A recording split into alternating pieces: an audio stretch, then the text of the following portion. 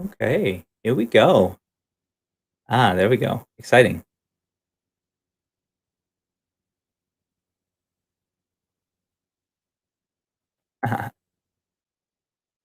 Awesome. Okay. If you can hear me, let me know in the chat. Oh, yes. Okay, we are live now. Okay, excellent. Yay! I am so sorry for the delay. We had a number of technical issues today, and we're all learning how to do this, experiencing some new things that we hadn't experienced before. So it's good. It's good learning. It's good learning. So we're gonna put this all together, and we're gonna start right away. And my goal today is to talk to you about relating. Relating is going to be the theme for today. And so really a number of technical here we go today. Yes, and we're all okay. Fantastic. I am excited about that. um there we go. Yes. Okay, so so it's working. That's good to know. Now let's get started right away. Are you excited? Are you ready? Are you ready? Let us know in the chat. Put it in the chat. This is a live stream. You'll be able to comment. So my question for you is, what do what will Valentine's look like for you in 2021? How do you show your kids that you love them every single day? And what do your kids want most from you this Valentine's? Is it a handwritten Valentine's card? Who writes these cards in these days, right? Is it a text message about how much you love them? Maybe. Maybe it's just a break from feeling judged all the time. Right? Feeling judged all the time. Maybe they just wish you were more curious about their interests, especially their interests online. Now, if you're a parent, congratulations for investing in your child's future. And if you're not a parent, well, congratulations for being a part of AI Parenting Live. This is a conversation that we're having about the future of parenting. Um, Tell us where you're from. Where are you at? Put it into the chat. I have a chat aggregator, and so if you put something in, I'll be able to read them. Now, I want to be clear, set the stage right off the bat. AI parenting is a judgment-free community. We're going from screen time to quality time. And our motto is don't sedate, relate to create. And so today is all about relating. It's all about building relationships with our kids and being curious about what they do online. Now, we go live every Sunday to directly answer your most urgent questions. When you hear about like technology and screen time, like there's some people who they advocate for tech abstinence. That is, keep them away from devices for as long as possible. But however, like tech is not something that can be avoided forever. Kids will have a device in their hands eventually. And some kids had to get devices early because they need to learn from home. This is the only way that they can do it. So you're probably here because you know that tech abstinence doesn't work. Right? It doesn't work. Can't avoid tech forever. Tech is here and it's not going away. So is screen time out of control? Yes? Put a yes in the chat. Have you tried other methods that didn't work? Yes? Or are you genuinely curious about how AI is impacting our society? Yes? Well, if you said yes to any of the above, I want to make it very, very clear. It is not your fault. It's not your fault. You're not at fault. You didn't learn AI and social media society from school. Your parents certainly didn't teach you this. And so, how do we learn this stuff? Well, the best that parents can do in this world of AI is to learn and to act quickly. Try an approach and then ask questions live.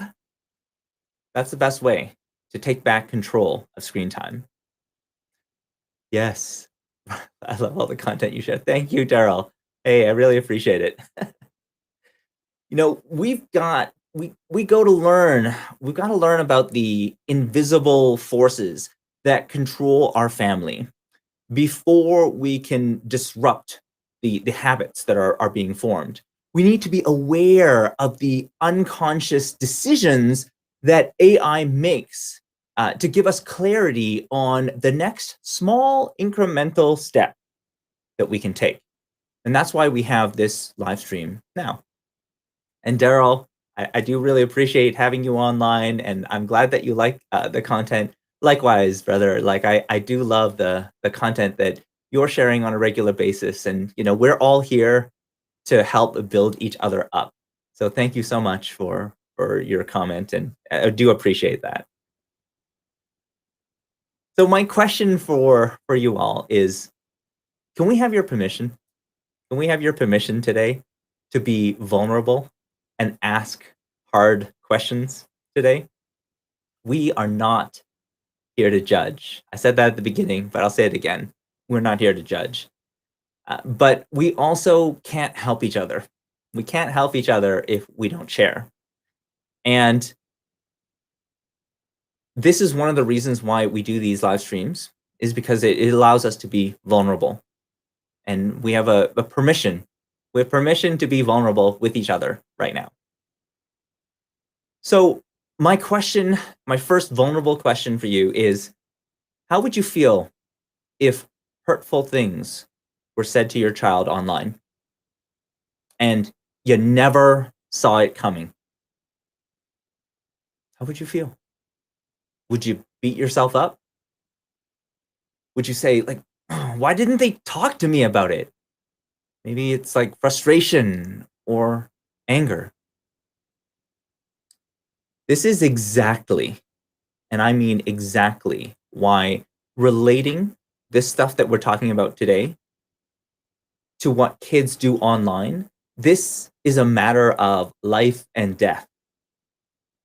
If you don't have kids, it is never too early. And if you teach, or if your kids are older, it's never too late. What matters is that you get started. You get started. That's the important part. Today, we're going to understand 3 levels of relating to what your child does online. The first is curiosity. So that's the first level. The second level is prediction, being able to predict what they're going to watch next. And then the last is predicting their actions, being able to predict their actions.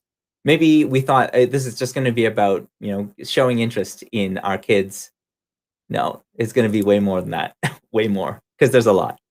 Are you ready? Type ready in the chat if you're ready. Awesome. Cool. So the first level, the lowest level, and where I would suggest starting for every parent, is you got to be extremely curious about what they're doing online. If we're not curious about what they're doing online, you know, like, rather than me making some kind of statement like that, you know, can I ask a question? Honestly, why? Why do we feel like something is seriously wrong with how our kids interact with screens these days? We're a generation that is unique. There's never been a generation like this. We grew up without unlimited access to technology. without an AI deciding what we would watch next. We grew up mostly free of technology. Like we did have technology, but we didn't depend on it. We didn't grow up with smartphones in our hands, at all times that we could use and that we could bring into our bedrooms and use privately. No. At home, we had to share the desktop computer with everyone else in a shared space. So like use of technology was a public thing. It was not private. It was not you alone in your bedroom. That was not the case. So by the time these arrived, smartphones arrived, we weren't children anymore. Now, as adults, what's happening with screens just seems wrong. It seems wrong. Things are different, and they definitely won't go back to how they used to be. And that doesn't necessarily mean that it is wrong. We can certainly want for it to go back to how it used to be when we were kids without technology. Uh, but we got to look at the reality. It means that if we don't shift our expectations for this new normal, we're in for a lot of struggle. We can avoid it, but we're in for a lot more struggle. Last week we talked about sedation, and we know nobody needs a break more than parents during this time of learning and isolating at home. So, what did our parents do when they needed a break? Come on, like we're not the only parents out there that need breaks, right? Like our parents needed breaks, right? Maybe they threw us outside. They said, "Okay, you go outside." They told us to go play in the park, right? So why? Why can't kids just they live just down the street from each other. Why don't they just go and play in the park? Why do they need to meet up in that video game? Right? Why do they need to go meet up online? What is the point? They're so close to each other. What was the purpose of these meetups?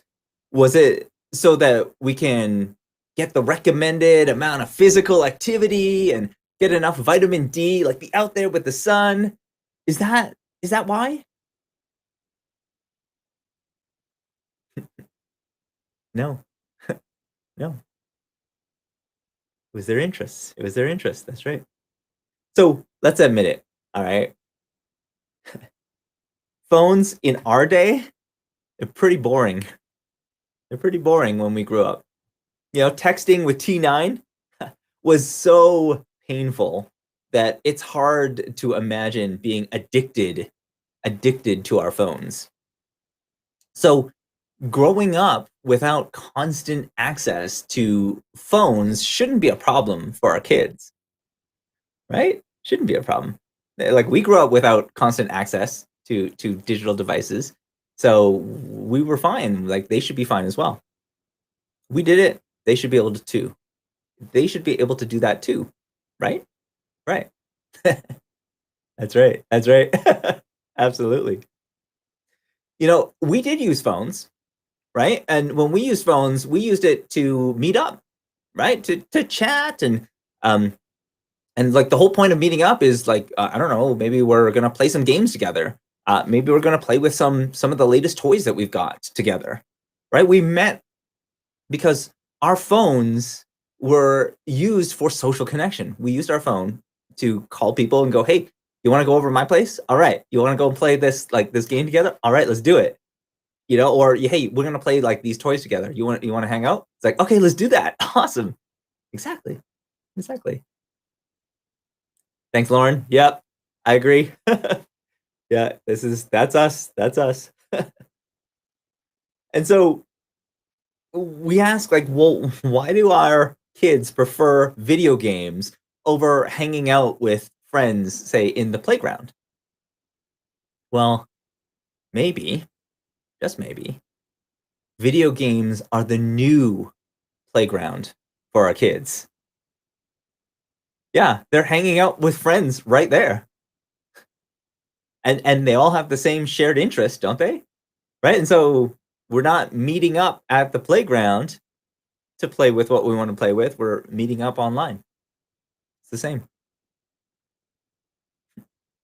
So why is it such a big deal? Like when we take away their phones and their devices? Well, we're not just taking away tech from them. We're taking away their social circles because people are less around on in the physical locations and now they're more around online. So it's really hard to make friends when many of the people who would be your friends aren't physically at the playgrounds. And further to that, like, what are we going to learn? What will they learn? Like, what will your kids learn when we take their devices away from them? But they see us connecting with a like, and this is the thing, like, we take devices away from them. We say, okay, you're over your screen time limit. Stop watching the YouTube videos. Like, this is ridiculous. And then later, after we finish dinner with them, they see us. We're connecting with the parent groups that we're part of on Facebook, like all the Facebook groups that we're a part of. It's painful. Mhm. This is the hypocrisy of parenting that we live in. I get it. I get it. You know, we even our parents used to say, we want our kids to do better than ourselves. We want them to do better than we could do. You've heard the phrase, "Oh, do what I say, not what I do," right? Well, the challenge is actions speak a lot louder than words. If we want our kids to have great self-control over their screen time, then we need to show them how it's done, starting with our own screen time. That's hard. That is really, really hard.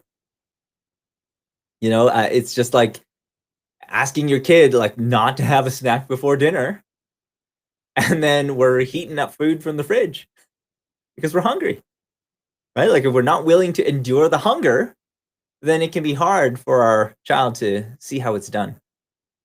It is very hard to see how it's done. Another question, another hard question for you. Is that okay to ask another hard question? All right. What do you say? What do you say when your child is watching something or playing something that you don't approve of, when you don't like it? And you're like, this is like, what do you say?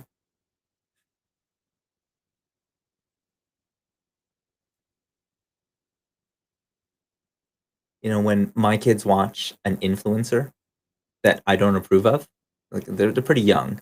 And so when they watch like a child influencer that I don't approve of, I tell them, you know, that show is junk. You're not allowed to watch it, right? We don't want them watching all this junk.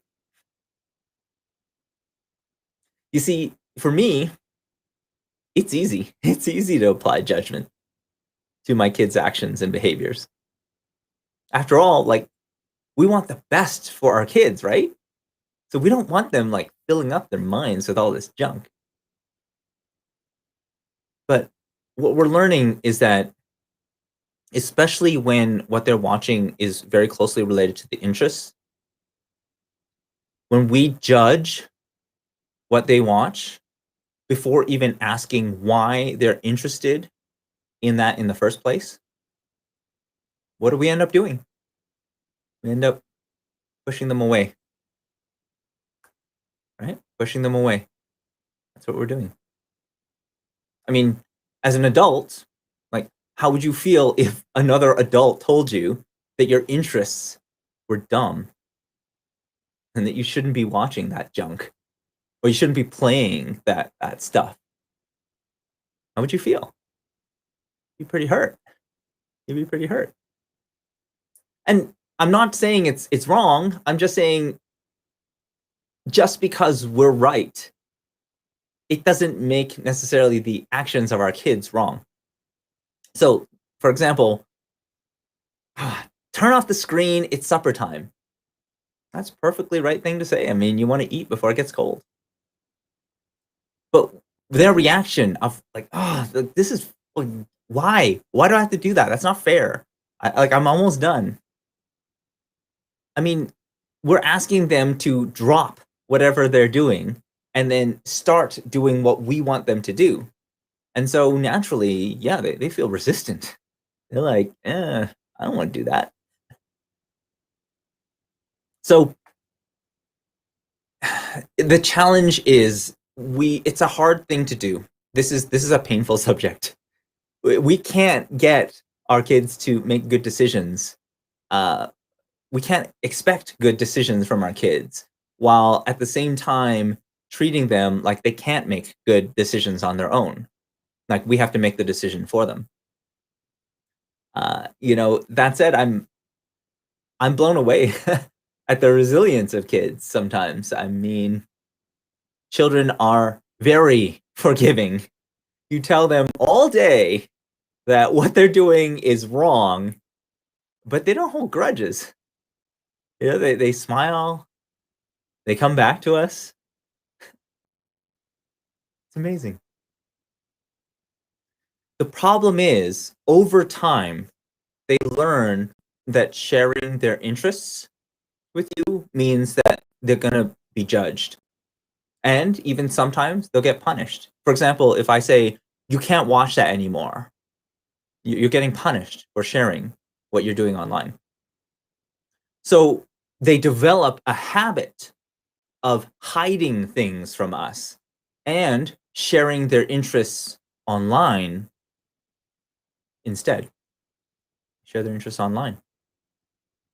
You know, this is the thing about AI. Artificial intelligence is a really, really great listener. It's not there to judge your interests. It's just there to give you more of what you like so that you keep watching. It's not there to say like this is wrong, this is right. No, it's just you like this, how can I find you more? So, motivational speaker Jim Rohn, he says that we're the average of the 5 people we spend the most time with. How do we make sure that we as parents are one of those 5? I mean, it seems pretty obvious, right? Like we're already there. We live in the same house. We must be one of the 5. And there is no doubt we have a huge, huge influence. But that doesn't necessarily mean that we become the ones who end up spending more time. So there's a difference between like being in the same place versus spending the time. And we talked a little bit about screen time versus quality time in the past. So time, what we mean by time is quality time. And so in order to make sure that we're part of that circle, right? The 5 people that they spend the most quality time with, it means that we need to show an interest in their interests, in their topics of interest. Even if at first it doesn't seem interesting at all to us. Like we're kind of like a psychologist for our own kids. We want to be insanely curious about not necessarily the topic, but about our kids, right? We want to be curious about them. What are the goals? Like, why are they watching this? But what are their goals? What do they hope to achieve by playing this game or being on this platform? What is their objectives long term? Because when we do this, when we kind of drive a little bit deeper into the goals and we also dive a little bit into the interests, we also get a chance to know about our child's friends as well. And that's one of the hardest things to do nowadays because if everything's offline, if everything is in this bubble online, you don't even know who they're hanging out with. And before, like if you were at the playground with them, you would see like you were playing with them. It's not that you were like as a parent, it's not that our parents were super interested in playgrounds. They're like, "Oh man, I can't wait to play in the playgrounds." No, but they showed an interest in what you were doing on the playgrounds. so that they could be a part of that conversation. And if that playground has moved online, then this is exactly the same situation. We want to be able to show that same level of interest in their digital playgrounds as our parents showed in the physical playgrounds. Is this making sense so far? Yes? Is this helpful? Yes? Awesome. Great. In the end, we don't want to only be aware of their interests, because how do you know that you're actually aware of your kids' interests? We want to be able to predict and influence what they're going to look at next online, and that's the next session. So the second stage. So we're done the first one, right? Like that awareness or the curiosity of what they're watching online. The next step is being able to predict what they are going to view next. What would they watch next? And this is a good test. How do I know? How do I know how? How do I know that I have a good awareness of my kids' activities online? How do I test that? What is the litmus test? How do I? How do I assess how well I know what my kids are doing online? One way that I'd recommend is guess, predict what your kids are going to watch next. Because if you can get a sense of where they might go next, or if you can even direct them to what they should watch next in order to further their goal, then you already have a very deep understanding of your kids, right? It's not YouTube that knows what your kids are going to watch next by suggesting it. It's you. You know, like once you know this interest well enough, you'd be able to point to them to stuff. And if they watch it and they say, "Wow, that was really cool. Like I did want to learn more about that." Then you know you are very closely aligned to their interests. Give you an example. So my kids were really into Star Wars, like really into Star Wars.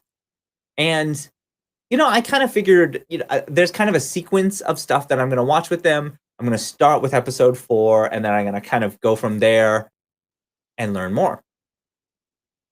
But I knew that, well, they're also going to be interested in other things. They're really interested in Lego. So they're going to be interested in the intersection between Lego and that. So there were certain videos that I could recommend about how to build Lego Star Wars. Then there was also other interests about like diving deeper into the story, like what are the different breakdowns and stuff related to them. And we discovered new rock stars, right? Eric Voss. And he does a great job explaining like this is what this means, and let me go and translate all the Orbesh for you. And he goes into a level of depth that we can't do by ourselves. So we are anticipating and predicting what they are going to be able to or be interested in watching next. So much so that I'm actually going out and watching it with them, or I'm going and searching it for them. I'm going, okay, so you're really interested in this. How could I go further? Right? What would be the next thing that you would want to watch? How can I predict, not only predict, but potentially influence the things that you watch next to go deeper? Sometimes I'll even go, well, what do you want to learn about today? And they'll say like, oh, I really want to learn about Mandalorian armor. And I'm like, oh my god, as a parent, I know nothing. I know nothing about this topic. So how am I going to find out about it? So I'm searching on on Google, and I'm trying to find out. Okay, tell me more about this. Like, what can I know about this? And just like this whole backstory. When we were watching The Mandalorian, had never seen Clone Wars and realized that wow, there is all of this content that is completely related to this story. And to really go deep, I have to do a lot of research myself. I have to predict what their next view would be. And so this is a strong way. This is a strong litmus test to see how well you know they're. We can say like, yeah, I totally know. They're really into Roblox. Great.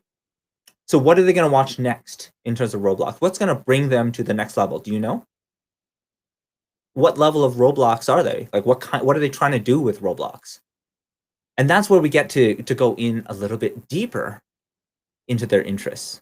So relating is not just going, oh, they're just interested in a topic. That's level 1, showing that, yep, I'm interested. Level 2 is, well, if they're interested in this, I think they would be interested in these other things. I remember seeing this at the YouTube VidCon conference. So this is the biggest conference that is related to YouTube in the world. Happens in California every year, except like obviously this year it's gone online. And what happened in this conference is there were a number of adults that I was like, hey, what are you doing here? Like I was like the oldest person there.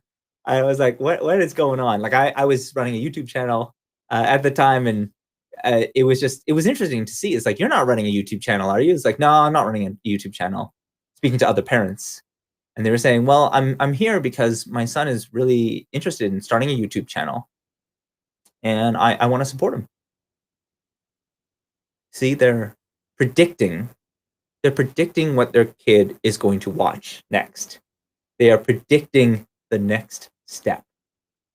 And that is very, very exciting, because when you have that, you have a very deep level of connection, because you're going to be able to anticipate what they would potentially watch next. And then if something happens, you will also be able to anticipate how you would react to it or how you might respond. And so things are going to catch you way less at surprise.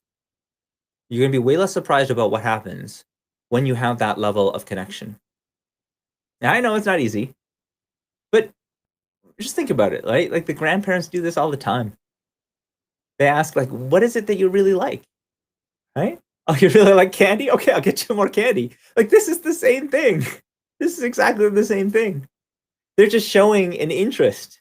Or maybe you really like this kind of toy. Like, what kind of toy? What do you mean by toy? And they're trying to predict what your kids are going to play with next, so that they can go to the store and pick it up and buy it. It's not all that different from that. So that's interesting. That's interesting. It's the same thing, just happening online. So, I know that this can be an uncomfortable topic. Well, before we dive into that one, I want to wrap this one up. So, predicting what they're going to view next, predicting and potentially influencing what they're going to view next is extremely important if you want to assess to what extent do you understand. I've heard parents say like, "Oh, my kid is really into League of Legends." Okay, great. What are they trying to accomplish in League of Legends? What's the next step for them in League of Legends? Are they really trying to get into a guild? Are they really trying to reach some kind of level? Is there certain people that they're trying to meet in this that they really want to be a part of their social circle? Do you know who those people are? Is there something else that could lead them towards that goal? Maybe that doesn't even involve screens. I mean, if you really want them to not use screen time, you hit them with their interests in something that doesn't relate to screen time. They're going to be happy to do it. They're going to be like, yes, sign me up. I don't want to be on a screen all the time either. Right? Like, we think that, oh, all they want to do is just be on the screen. No, there's a reason they're on that screen. And if we know what that reason is, we'll be able to find a way off screen for them to participate. For my son, it could be, well, you want to learn about Mando armor? I'm going to do a circle time. I'm going to write things down on a whiteboard, and we're going to talk about it. And you're going to draw what would your ideal Mandalorian armor look like? What would be the special things the gadgets that you would add onto your armor? And sometimes it's even an opportunity to talk about, like, how do electronics work, and how would they have all these different pieces together? How do we protect electronics? That's all very interesting stuff. There's some interesting topics there, right? Like the Beskar armor. Yeah, but it's not just armor. Like that protects the person. It protects the electronics as well. There's a lot of gadgets in there. So it's kind of a cool topic to talk about. So predicting what they're going to view next, or what their interests, their next step would be, is very important, because once you have that, you have an immediate feedback. It's a input feedback loop of what are they going to value. How are we doing? Okay, pretty good. All right, now the last one. So this is the and I'm not going to fully cover this one today. The highest level of relating with your kids, if you want to like figure out the highest level of relating with your kids, is being able to predict their next action. So, like I said, the bottom level is being able to be aware of, like, being curious about their interests online. What are they doing online? Being like insanely curious about that. The next level is being able to predict what would they watch next that would help them further their goal. And then the top stage would be, what are they going to do? What would they do next? And this one is particularly important, but it's also particularly hard to do. And the reason for that is because, like, it's like predicting the future. What are people going to do? It's like the same as the other level. But we behave in very predictable ways. And one of the questions that I might ask is, what action would your child take if they were on this system, right? Like the area that they're really interested in, let's call it the digital playground, and someone said something hurtful to them online. Somebody hurt them online. What would they do?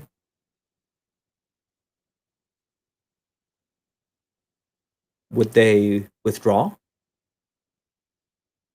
Would they be like just really depressed? Or would they react in anger?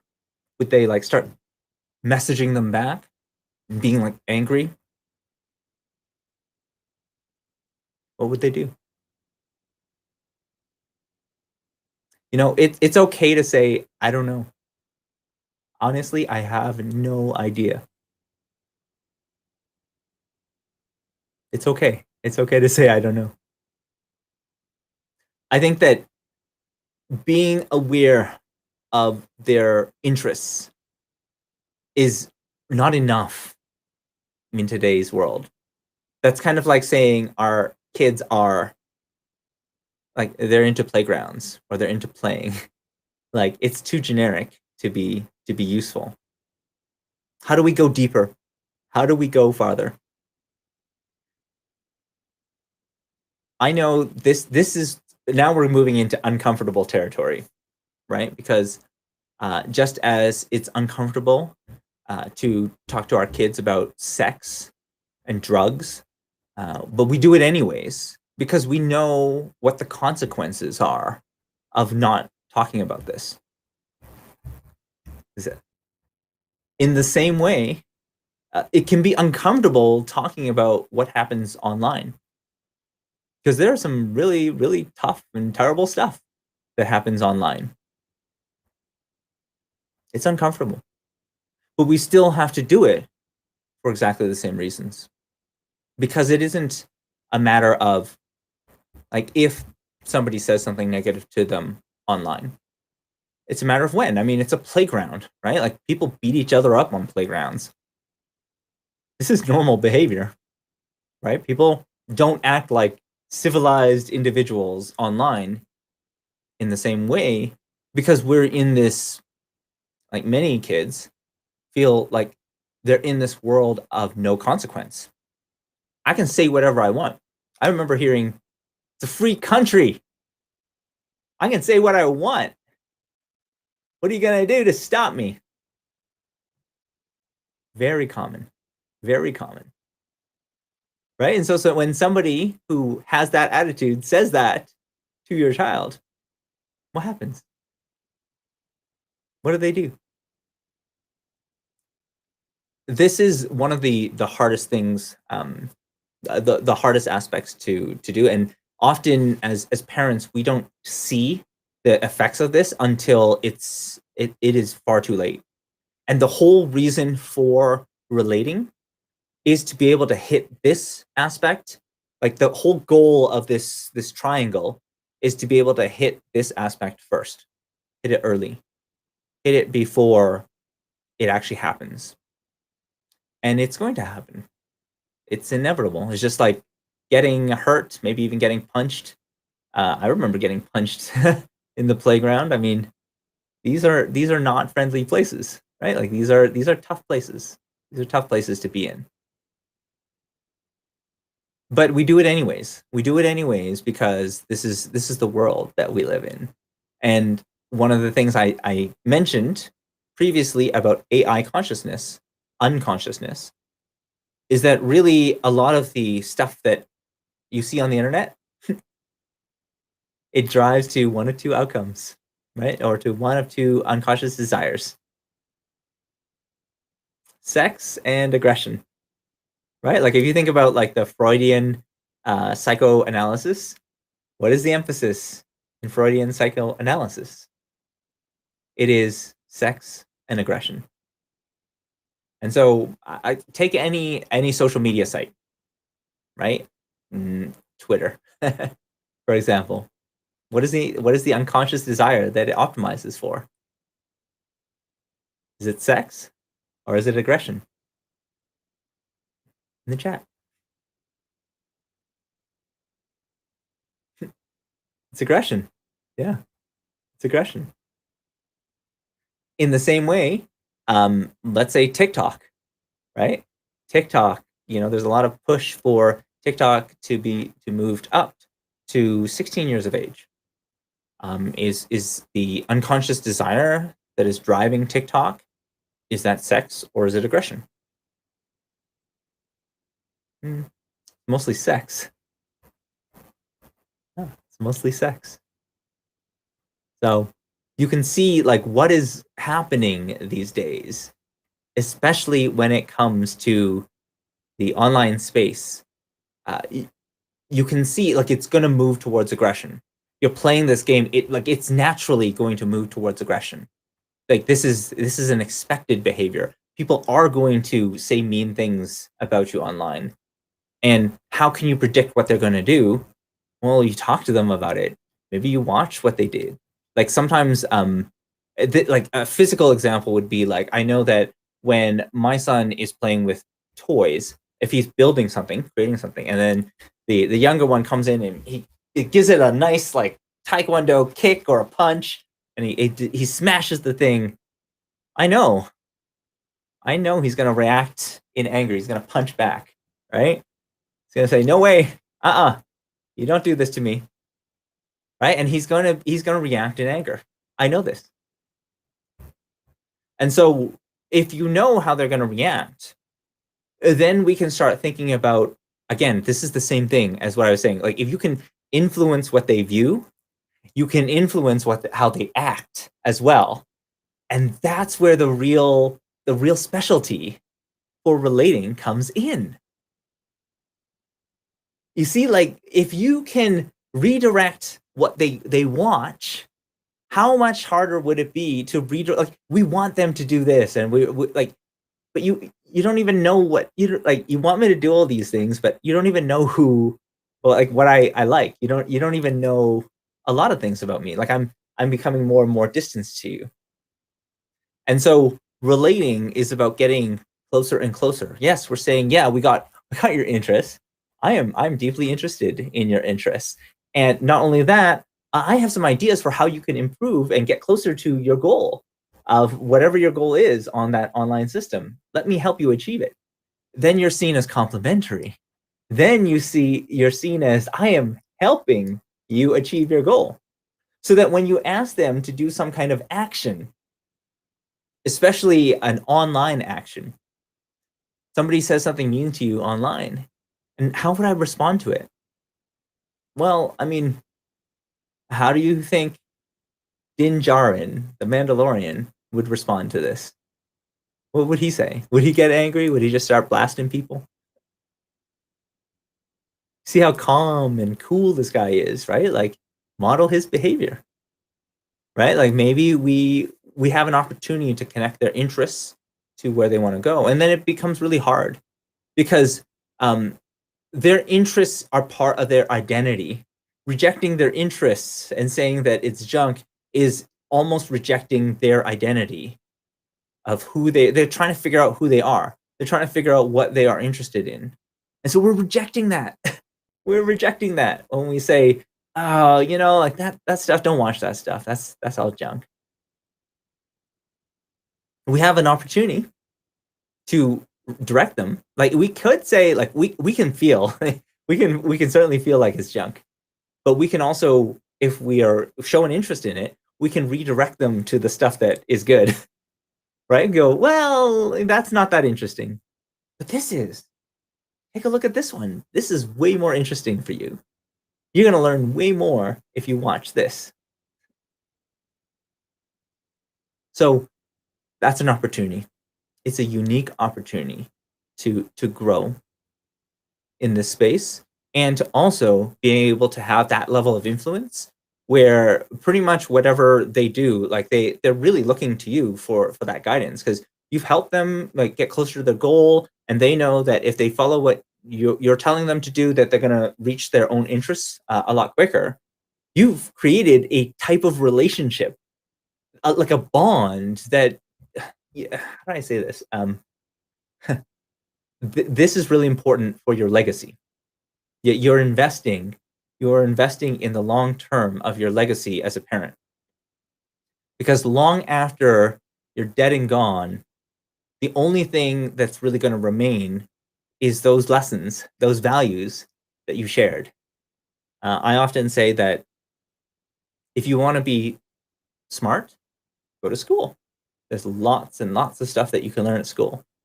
But if you want to be wise, go to funerals. Go to funerals and see, what do people say about the person who has died? What does their family say about the person who died? It's almost never about their work. It's never about, oh, they did this job for like 30 years. No. It was like that one moment that they showed how to be a better person. It was that one moment that they showed, hey, you can believe in yourself. You can do things that you never thought possible. It's those small little moments that change the trajectory of a child's life. You have a direct opportunity to have a huge influence on what those moments are. But you have to start. You have to start with that relationship. You have to start with showing an interest, like, what it means is sacrifice. Like, we as parents are no strangers to sacrifice. Sacrifice everything for our kids, our time, our sleep, our attention, our jobs, our career, you name it. We sacrifice for our kids. That's what we do. And, I'm just adding one more thing, one more thing onto your list of sacrifice. It means I have to, like, show some interest in Roblox. It means I have to show some interest in Elsa. It means I have to show some interest in the topics that they care about. League of Legends, you name it. But in so doing, you build such a such a strong foundation of that relationship, that relationship triangle, that you become, like, anything that you say becomes like legacy. That makes sense. It's like when you built that foundation of relationship, everything that you say is going to become legacy. Um, I'm reminded of, my favorite is, like, in The Lion King. Remember in, like, The Lion King when Simba's, like, kind of grown up and he's, like, walking down, he sees the clouds appear, and Mufasa from the clouds is saying, Simba. You have forgotten about me. And then Sim was like, no, no, no, I haven't. Father, of course I haven't forgotten you. And he says, you've forgotten all of the things that I told you. You don't do any of the things that I told you. So I might as well have not existed in the first place. But how do you get people to do stuff? Well, you know their interests. You go deep into what it is that they really care about. What are their goals? What are their aspirations? You start understanding what are the things that they need to watch, the things that they need to learn in order to reach their goals. And you start to understand the actions that are going to lead them towards their goals. So that when they run into conflict or struggle or anything online that is negative or hurtful, they know how to respond. They know that, you know what? There's going to be haters. You do something like a live stream, guess what? There's going to be people who don't like it. You do certain things online, there that you are going to find critics. Get used to it. Let me help you be resilient. You're going to try something and it's going to fail. Like today, running a live stream, complete fail. Couldn't get it running for a few minutes. You know what? That's okay. That's okay. We learn, we grow from this. And so I want to encourage you. Think about as as a homework or as a thought exercise. Think about that triangle. What can you say about their interests so far? What hypothesis can you test about their interests? Can you predict what they're going to watch next? And even better, can you influence? Can you influence what they are going to say or watch next? And then from that point, can you influence or predict what they're going to do next? What is the next action? Like they said they're really interested in Lego. Okay, great. So how are they going to get better at that skill? What would they need to do to become a really awesome Lego builder? Maybe they need to join some kind of Lego challenge. And then it would be like 30 days of just building something in Lego. And then we ask them, like, how are you doing on the challenge? Like, do you want to do this challenge? How are we going to grow that skill? Maybe they really want to learn about being creative or posting online regularly because it's going to help their self-image, right? Like they're going to feel more comfortable in front of a camera. And so they're building skills that they're going to use for the rest of their lives. This is a long-term investment. This is a long-term investment in our children, in our families. It's something that is going to pay off even longer than our own lifetimes.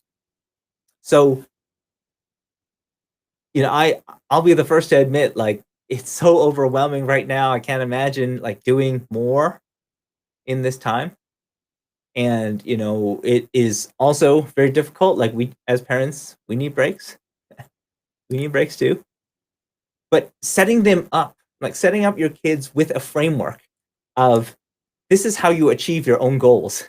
You want to do these things. Here's how you could do it. Here's some actions that could get you to that next step, especially online, is very powerful.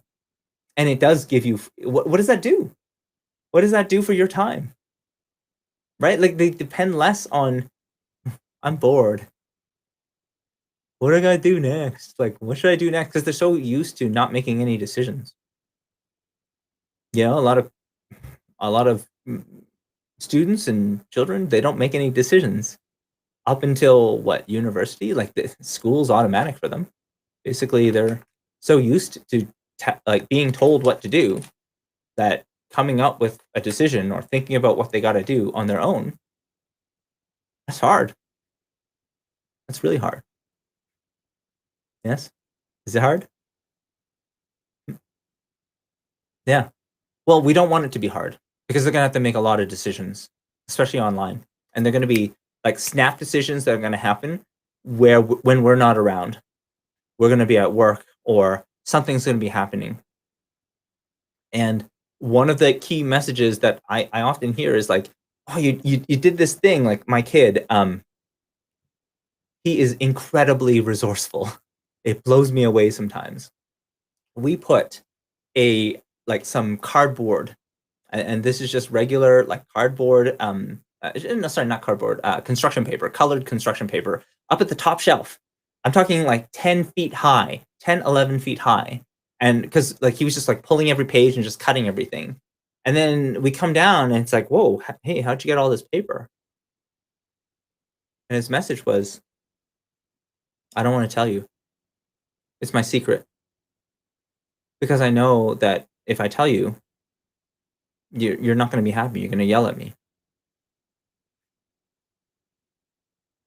So, yeah, like I'm experiencing this too, right? He knows that like, yeah, we're going to judge him.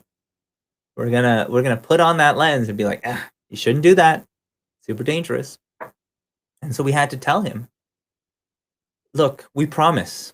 If you tell us, we really want to know because we care about you and your safety. And we promise that if you tell us, you will not get yelled at.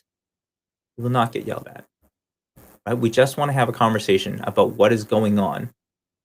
And he told us, well, what I did is I climbed the chair and then I stepped on top of the piano and then I stepped on top like of the very top part of the piano.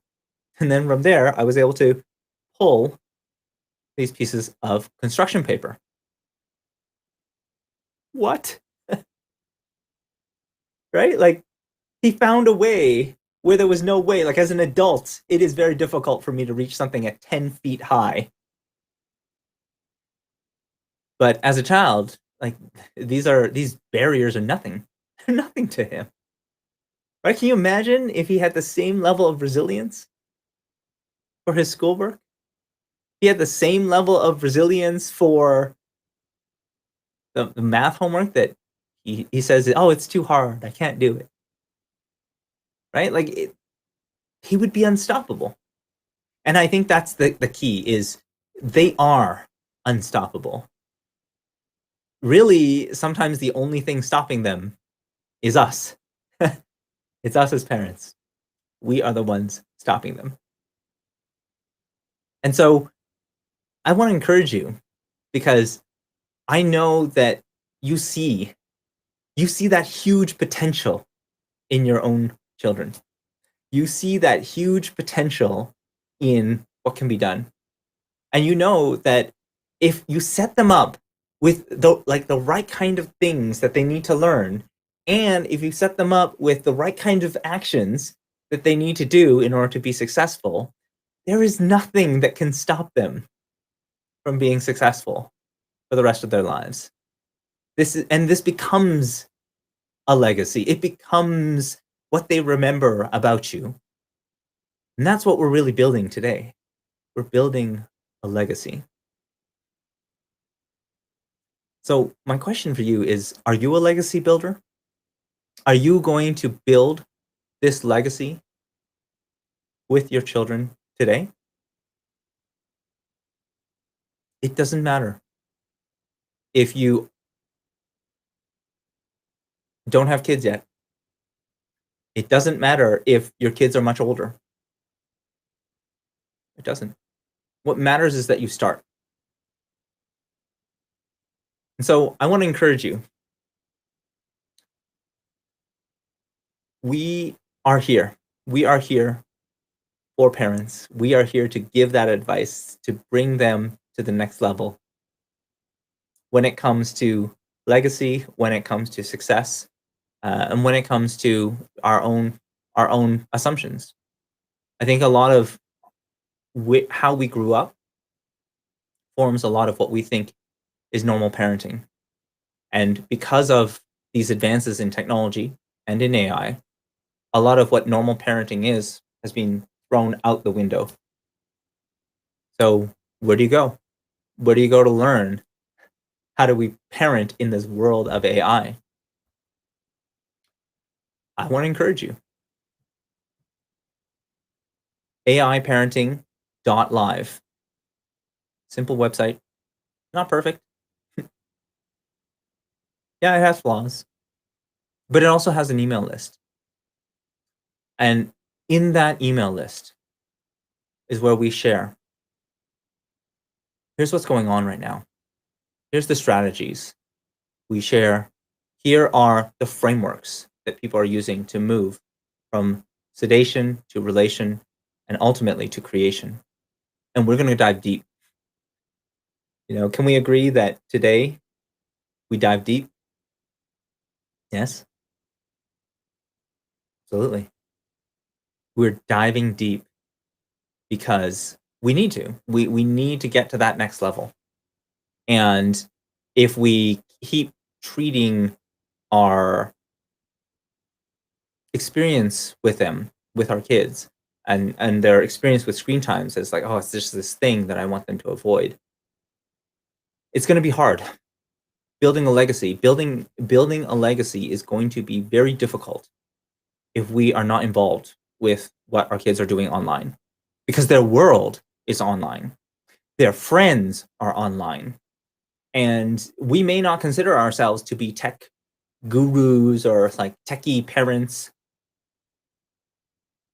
That's okay. That's okay. Nobody's a techie parent. Where do you go to learn that? Right? The key thing is we're learning too, and we're learning with them. I don't know everything about Star Wars myself. Watched a few of the movies. I hadn't even watched all the movies, and so now we're going so deep into this, and I'm learning with them. We're all learning together, and I think, what kind of message does that take? What kind of message does that send? Right? That message is that we learn together, and so we are all learning. Let's learn together. Go to aiparenting.live. Check it out. Sign up for the email list. You can see some of the stuff that we have, and we have a YouTube channel. Check that one out. We're also on Facebook and LinkedIn. There are many ways to connect, but the most important thing is that you do get connected, because I want you to grow. I want you to move to the next level. I want you to be free of some of that burden, maybe the anxiety that you have around screen time. And I know that if we can do this, that is, help a few of our kids be ready for where things are moving in the future. Because let's be honest, the future is also going to be very heavily affected in terms of jobs, is going to be heavily affected by AI, automation, outsourcing, digitization. It's going to be deeply affected. It already is. So if we want to be prepared for the future for our child, it's important to invest now. This may be the best investment that you ever make. And the reason for that is this is the investment that's going to last beyond your lifetime. This is the investment in your kids. But how can you invest in them when there are so many things that are happening automatically? It's like artificial unconsciousness is just taking over, and it's taking up all of our kids' time. And how do I reinsert myself back in? Is it too late? Can I still put myself back in? You can. You can. I can tell you you can, because I do it myself. I had this experience myself. Prior to the pandemic, I traveled probably a month, a week, a month, for various conferences, and I had no idea what my kids were really interested in, and I was not that engaged as a parent. Like, again, guilty. I had to learn from scratch. And when I saw, like, oh, like this homework is just driving them nuts, and they really hate it, and they're giving me all this attitude. It's like, yeah, I can lay down the law, or I can relate. And it was from this pain of knowing, like, how hard it is and how, laying down the law did the opposite. Why didn't they listen? Right? Like, I made it very clear what the consequence would be, that there would be punishment, and they still didn't listen. Why? And they still, like, days later, they're still doing the same thing. Why? Why? It's really frustrating, right? And, like, why do they keep going back to those same channels? I think when we start to understand, like, AI and we see the connection to their interests and how it's all subconscious, it's all under the surface stuff. They're looking at how many milliseconds you look on posts, and then we start to realize that those milliseconds matter because those milliseconds are our mind. They are our subconscious mind, and we need to be aware of that. We need to be aware of what is happening to our subconscious mind and our child's subconscious mind. So, with that, I want to thank you for attending. Next week, we're going to start diving deep into some of the aspects of creativity. And this isn't just like, oh, just be creative. No. We have to go much, much deeper into what is creativity, right? Like, what is creativity in 2021? What do we mean by creativity? We're going to learn its connection to disruption, disrupting the status quo. It could be the status quo of your family, it could be the status quo of your community, or it could be the status quo of your society. Whatever it is, there are, just like there are different levels of relating, there are different levels of creating. And so, I'm excited. Are you excited? Yes. Yes. Awesome. Thank you very much. We will see you soon. Take care.